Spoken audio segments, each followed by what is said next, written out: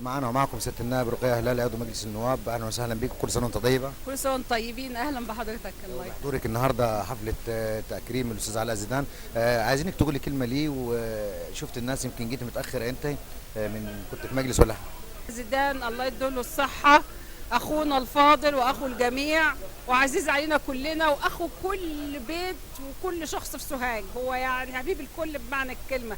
فمش غريب ان احنا نشوف النهارده الجمع الكبير جدا اللي جاء النهارده عشان يقولوا كل سنه وانت طيب.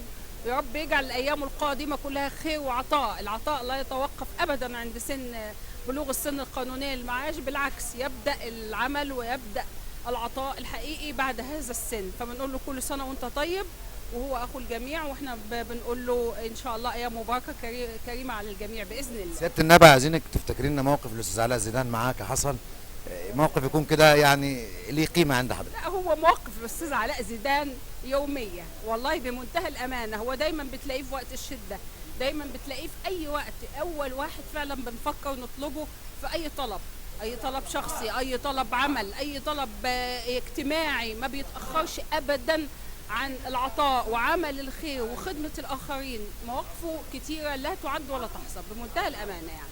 كل سنه وانت طيب يا سياده النائب. وانتم طيبين ويا رب دايما نشوفكم في كل ايام مباركه وخير ومناسبات سعيده. شكرا لك. منوره مجلس الشعب.